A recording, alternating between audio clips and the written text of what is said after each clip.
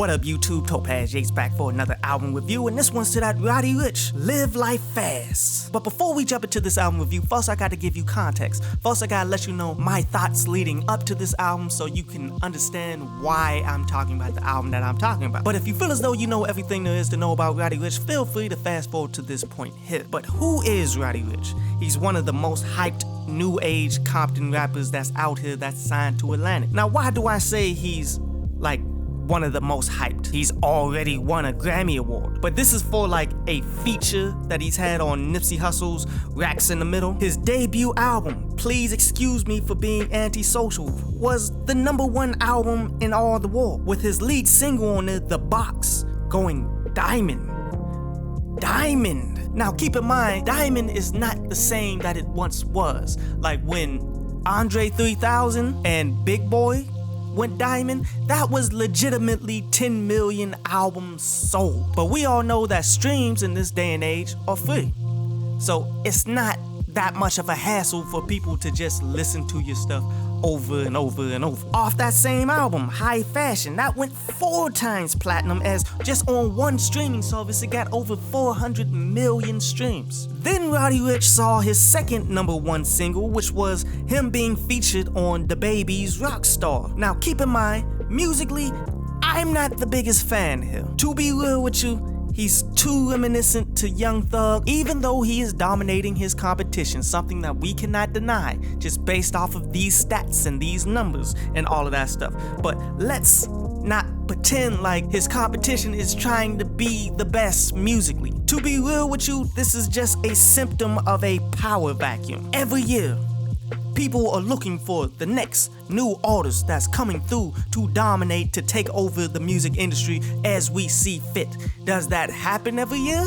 No. But yet, because people are looking for it every year, therein lies a power vacuum that somebody's going to fill that up. And when there's a lack of competition, a lack of quality competition, individuals like Roddy Ricch, who's a quality act, let's not take that away from him. He makes good music, but he's not making diamond selling music, in my opinion. Everybody has their own opinion. My opinion is he's too similar to somebody who is transcendent for him to be transcendent. But because he was the new act that was getting mass promotion from Atlantic and the rest of them, people were going to cling to him and rock with his catchy songs. His songs, The Box and all of that, catchy, played over and over. People love it in the club. People love it wherever you go. All respect is due to the work, the body of work that he put forth, and his success to this point must be respected. I'm just saying that his success is due to the lack of competition and him being in the right place at the right time with the right music that people were going to rock with. Not so much how great he is as an individual. And now I bring you the album review for Roddy Ricch, Live Life Fast. And you know, this project is exactly what I thought it would be. First of all, Roddy Ricch is not a lyrical specialist. Like, he does have moments within here, like opening up her tonsils like a dentist and all that stuff. He does little things like that, but you're not really getting core punchlines throughout this project. Therefore, I'm not going to do a bars segment for this individual, because that's not what you come here for. You're coming here more for the vibe of the particular songs, the production, and things of that nature on top of the features and such. And when you put it into that context, man, you're getting quality production, quality vibes, but it's nothing transcendent or deserving of the massive hype. This is nothing more than a better than average commercialized trap album. But personally, I would lean more towards the Lil Baby and Lil Durk album if we're talking about comparisons to the best that happened this year, but not that far. You feel me? They're not that far separated, because the top end of what the commercialized trap music is right now is very minimum separation. Yet I did like the inspirations that he brought into making this album. Like when you go and look at the album cover, he is clearly making his own update to Nipsey Hussle's The Marathon artwork. Well, that's cool. I mean, and I know Nipsey Hussle was his mans that put him on to a degree, that got him the Grammy and all that stuff. So he's showing love and respect to Nipsey Hussle. It's one of my favorites of all time. And when you listen to the snippets and things within this album, you can hear the Kanye inspirations, and not the trash Kanye that has just continued to push out music. The Kanye that I was fond of back in the day, man. How on the intro he interpolates the Live Fast, Die Young that had Rick Ross and Kanye and stuff on there. And later he did his own variation of Slow It Down, where he actually brought in Jamie Foxx. That was a bit disappointing on a lot of levels, but we're gonna talk about that a little bit later. Solid inspirations that went into this project, but when you talk about the tracks, what about this is different from the vast majority of what everyone else is dropping? What about this is actually all that special, deserving of hundreds of millions of streams, besides the fact that he's Roddy Ricch, getting mass promoted, and that's about it. The tracks that I want to talk about on this one would be starting with Thailand, where that production ultimately leads you to how this was going to be, you dig? Like, it feels like a foreign type sample type production, which led to the lyrics that he's speaking, which is more foreign hype, because you know that's what individuals like. They like, yo, I'm in a foreign car, I got a foreign chick, and that's what the beat is honestly trying to portray here. Now, I did like a few elements in there that you don't really hear from a lot of trap rappers and such, man, like the solo violinist up in there with the keys. That production is top notch. The next song I want to talk about is that All Good. We got that high energy trap music feel, where I feel as though getting Future on that is like the perfect collaboration. Like, that made this track into a solid one, where what they're doing is taking a commonly used phrase like, yo, it's all good, I'm all good, everything is all good out here, taking that phrase and trying to make it into a hit. That's something that people try to do. Like, when people are already saying it, if you can apply your music to it while people saying it, they will remember your music. That's the whole plan, and if you make it into something hot, it can become something that much greater.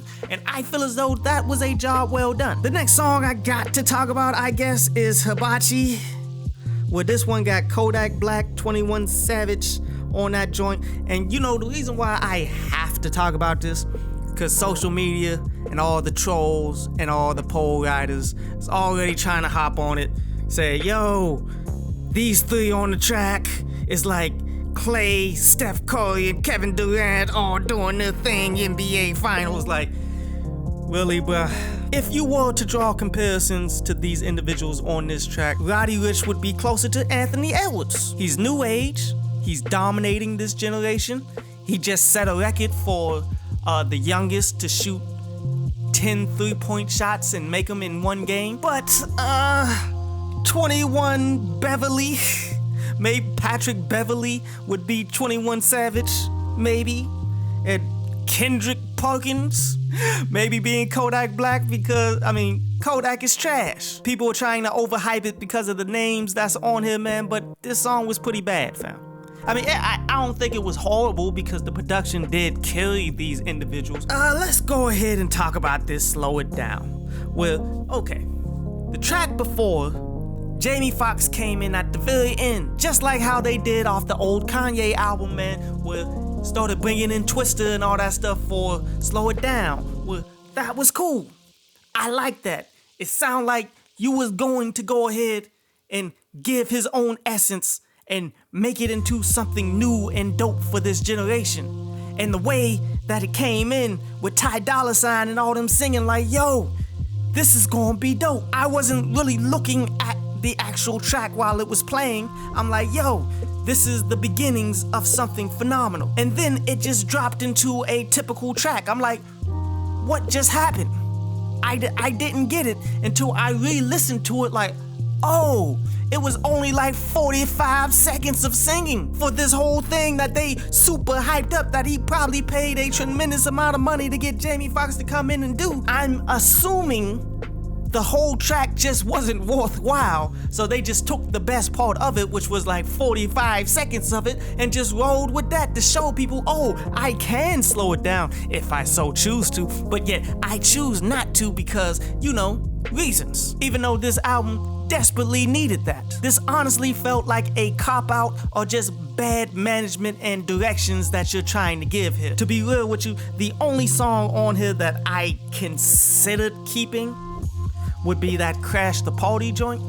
But the reason why I didn't keep it is because, can you listen to that and tell me that's not Young Thug? Young Thug has made this song multiple times. You dig? That's exactly what it feels like, especially with the delivery, especially how he's trying to be erratic with the delivery and all that stuff. That's exactly what this sounds like. Why do I need another Young Thug? Aren't you supposed to be the new age, next in line, diamond selling, multiple platinum, 400 million stream artist? I think that Roddy Ricch is definitely talented. I definitely believe these songs that he's making are quality. They're cool. They're just not unique or different or stand out amongst the best of those who are doing this. His success is merely just a result of him being the newest and the most hyped of them. In the grand scheme of things, if we're going to continue to ride this wave, this is just better than average. And I do believe it's going to have a lot of success. I think people are going to stream it a lot. People are going to enjoy it, but it's just better than average. So I'm gonna give this joint 6 out of 10. Worth like one listen, but that's about it.